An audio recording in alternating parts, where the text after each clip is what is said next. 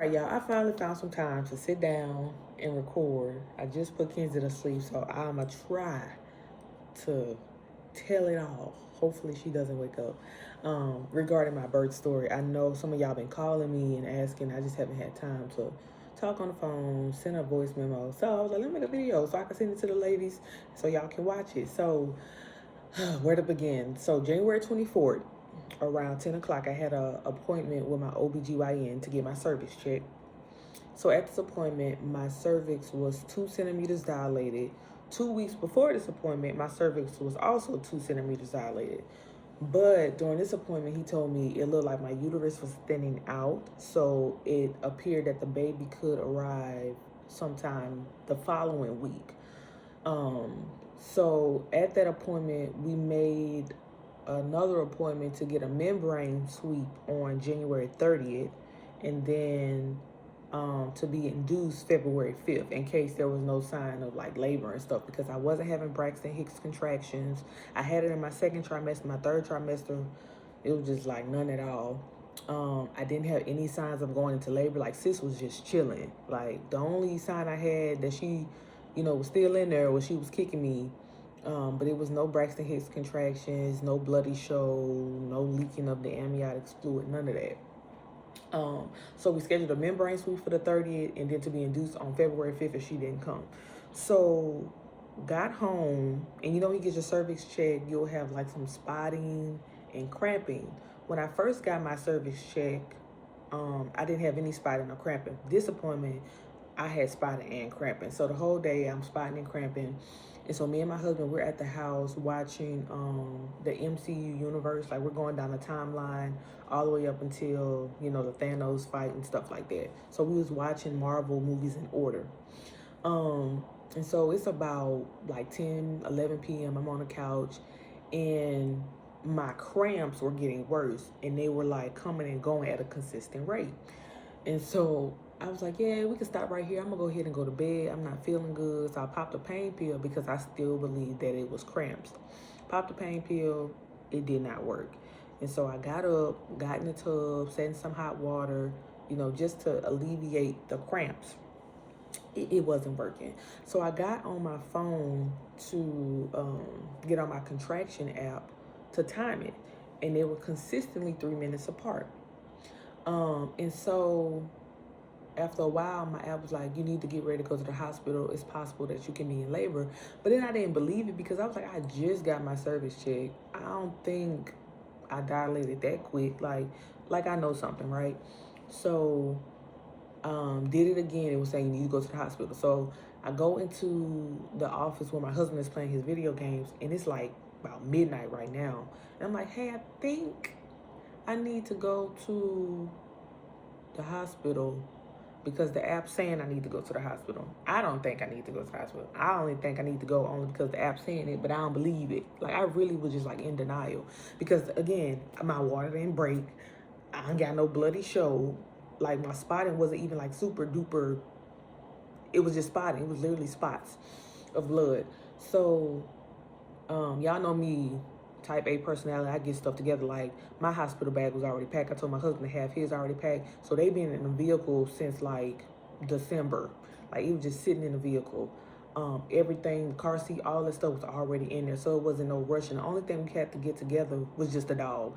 Because we knew that when I went to labor, we was gonna take Oreo to my mother-in-law's house. So we already had her bag packed too. We just had to get Oreo together, just grab her. But it was like midnight, so we were calling my mother-in-law. Of course, they sleep. But eventually she called us back and was like, hey, we're on our way to you. We're gonna drop Oreo off. We think that I'm in active labor, so we finna drop Oreo off. So we dropped Oreo off at my mother-in-law around 1 p.m. Let me stop right here because I'm getting close to the birth story.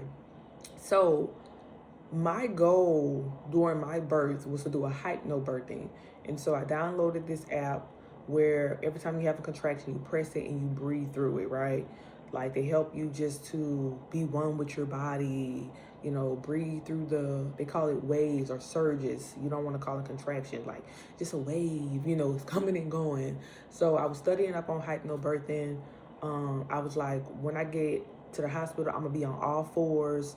I want to give birth on all fours. if I could give birth standing up, that's what I wanted to do. But of course, they don't do that. So they don't allow you to do that.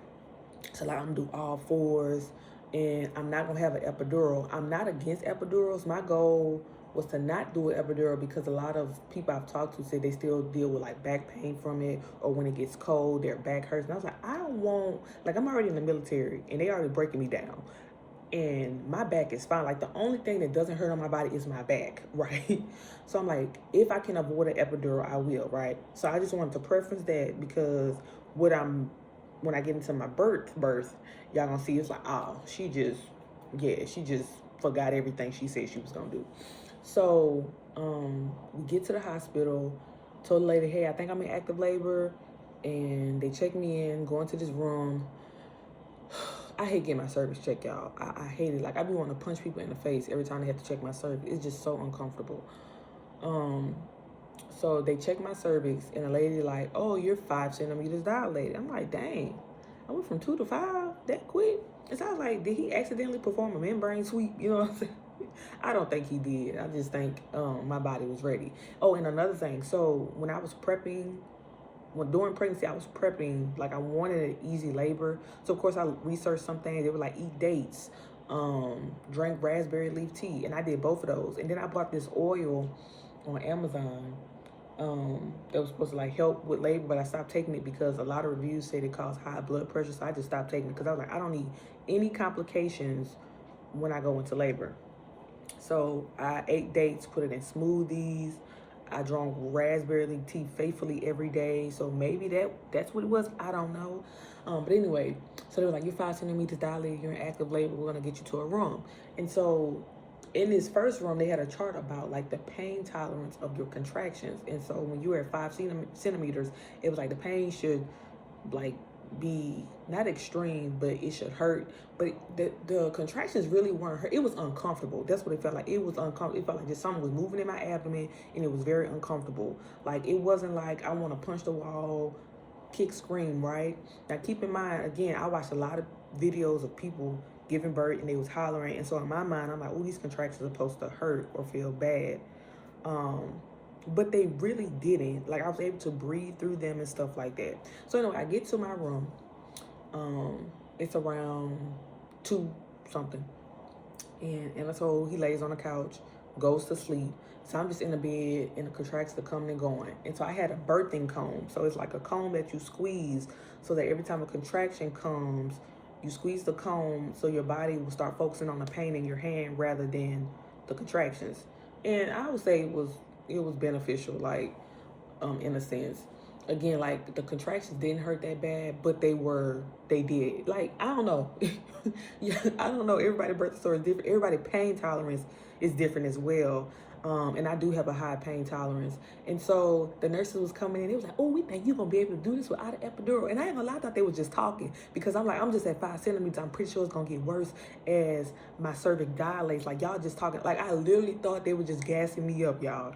Like, they kept saying, oh, we really think you're going to do this all natural, blah, blah, blah. Because I said I had an epidural on standby because I just didn't know what to expect.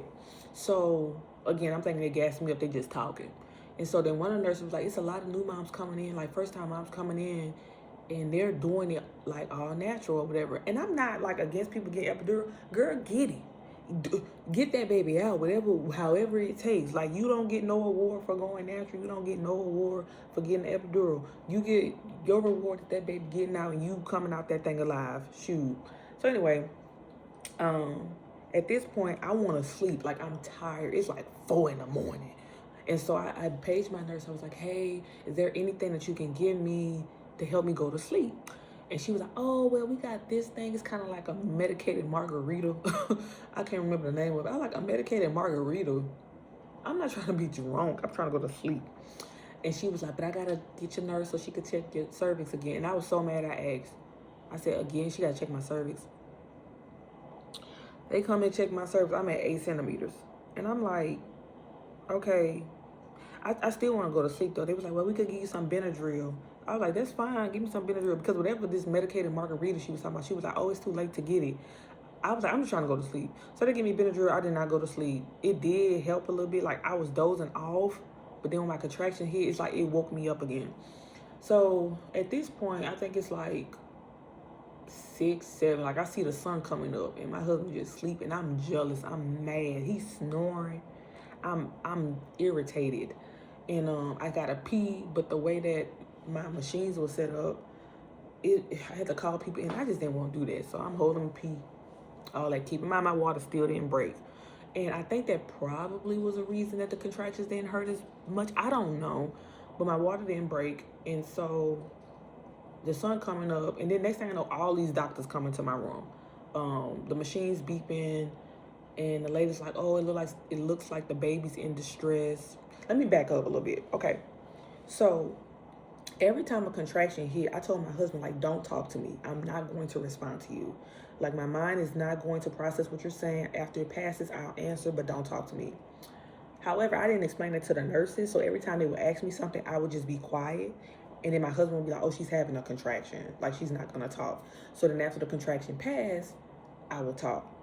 All the while, since we got to the room, I was playing like my hypno birthday music. I ain't gonna lie, the jump wasn't working. I was getting irritated. People talking, asking me questions, my contractions, I'm squeezing my comb. It's too much going on. At this point, I'm getting overstimulated and annoyed. I ain't gonna lie. So I changed my station to gospel music. So around the time all these doctors are coming in, my gospel is playing. And they're like, "Oh my God, I like your playlist. I love this song. I love this song." And I'm like, "Bruh, stop talking. I'm not playing this for you. I don't care what you like." Like, I'm telling you, I was irritated. I didn't say it though, but I'm like, I don't care. Stop talking to me.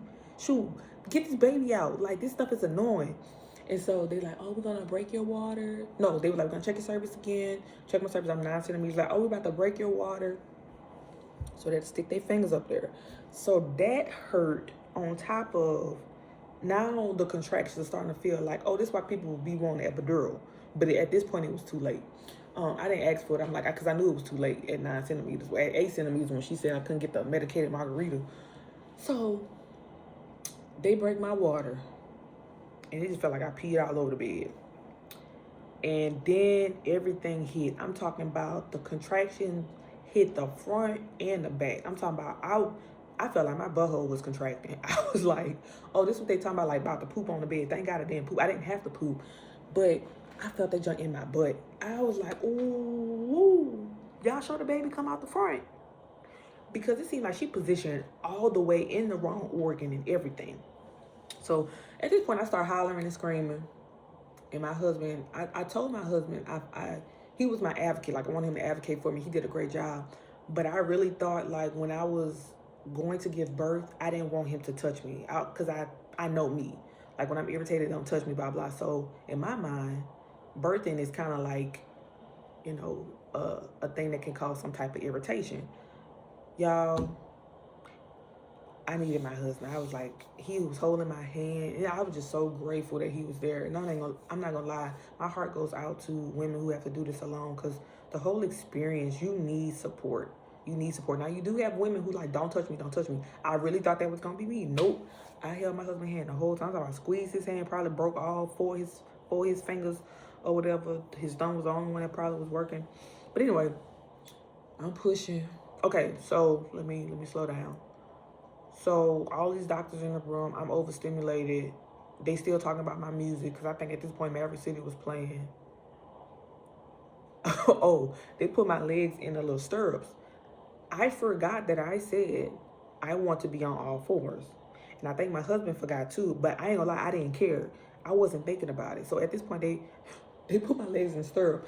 They was like, they didn't even put my legs in. It was like, "Mom, we need you to lift your legs." I said, I can't do nothing but scream and pray to God this baby comes soon. They was like, "Mom, we need you to put your legs up." I said, I can't. I literally told them I can't. And they said, "Oh, Dad, grab her leg." So he had to grab my right leg, and the nurse had to put my other leg up there. I said, "How dare y'all want me to stretch and do exercises while this baby is trying to come out?" That is just so rude. But anyway, I ain't gonna lie, my whole birth experience was positive. Like, I had amazing nurses and things like that. It was just great. I was scared going to the hospital because of horror stories, but everything up from my birth all the way to leaving the hospital was a great experience. So they're counting to 10. They're like, we're gonna count to 10, and when we're counting to 10, we need you to push. So I was like, okay, cool. So the first 10 they counted to, I felt like they was counting too slow, and I stopped pushing at 5. They were like, no, Mom, we need you to keep pushing. We need you to keep pushing. The baby's coming. So I feel like she's already there, right? So keep in mind, I labored for 6 hours. And so then I was like, okay, Kenya, if you want this to be over with, like mentally, like, you want this to be over with, you need to push every time all the way up to 10. So second time, I pushed all the way up to 10 when I had a contraction, and I stopped. And I felt that ring of fire. Like, I felt her right there. It was like, oh, she has a lot of hair. We just need one more push, Mom. So I pushed the third time, all the way up to 10. And she wasn't out yet, but I kept pushing. Even though they said one more push, they counted to 10, and I kept pushing. They was like, that's right, just keep pushing. If you feel like you keep pushing, keep pushing. I said, yeah. And she slid on out, and I pushed out in 3 pushes. And they put her on my chest. I did not look at her. I heard her. I didn't look at her. I was looking at the ceiling the whole time. And he was like, look at the baby. She's so pretty. Look at all that hair. And the crazy part is, I know I was pregnant, but it was just unbelievable that it was actually a baby in there, because I was just like in disbelief. I felt all the symptoms, the food aversion, all that stuff, but like the whole time during pregnancy, I did not believe I was pregnant, if that makes sense, from the baby shower. It wasn't until that baby was on my chest, I said, oh, she was actually in there. Like she was in there. Like this belly wasn't just an accessory. It was actually producing something. And so they let Anatole cut the umbilical cord. I really wanted to see how the placenta looked like. They were like, Mom, we gotta get the placenta out or whatever. So I had to push again. And I was mad I didn't get to see it. I was shaking and stuff. I had the shakes and all that stuff. And they came to wear. I didn't let them bathe her. I wanted to wash her off myself. We got transferred to another room where you're supposed to rest, but everybody coming in there with paperwork and all this different type of stuff. I think that's it. Was that it? That seemed so anticlimactic at the end, how I explained that. In summary, yeah, I didn't have I don't want to say common, or just what people expect your labor/birthing process to look like. Like, again, my water didn't break. I didn't have a bloody show. My contractions weren't extreme, but I think that can be, or could be, because my water didn't break. I don't know. Maybe it was like a cushion. I didn't have an epidural. As a first-time mom, I had her at 39 weeks and 3 days. And normally, sometimes as a first-time mom, it can go over to 40, 41 weeks. And I honestly thought it was. I thought she was going to come around my birthday because, again, I wasn't feeling any Braxton Hicks and things like that. What else? I labored for 6 hours, and she was out in 3 pushes. And the nurses was really shocked. Like, they was like, "This your first child?" And that was quick. I don't know if it was because of the dates and the raspberry leaf tea. I wanted a easy labor. But then I was reading stuff about like first time moms, or even just moms in general, laboring for like 48 hours, 24 hours, 21 hours, 18 hours. I will remove this child myself. I would ask for a C-section. That is a long time. That is a long time. That's a day, 2 days, 3 days. People be laboring that long. What is that baby doing? What are they doing? Why are you chilling? It's time for you to check out. But anyway, that's my birth story. I hope y'all enjoyed it. Oh, last thing I did want to say, when I was talking about my husband like holding my hand and stuff, he said, we ain't never doing this again, because the amount of pain he saw me in towards the end, like pushing her out, he was about to cry. He was like, I don't like seeing you like that. I don't want to ever see you like that again. I wish he would have cried, y'all, because I would have held it over his head. But he was just like, we done. Like, I know we said we was done before this, but like, we really done. I don't ever want to see you in that type of pain again. But anyway, that concludes my anticlimactic birth story. I hope y'all enjoyed it. I hope it was everything y'all wanted to hear. I know I'm not pushing out a baby in a car and stuff like that. And, you know, I'm honestly glad that's not my birth story, but it's somebody's out there. But mine, I like mine, and I think I'm a stick with that. But yeah, I hope y'all enjoy.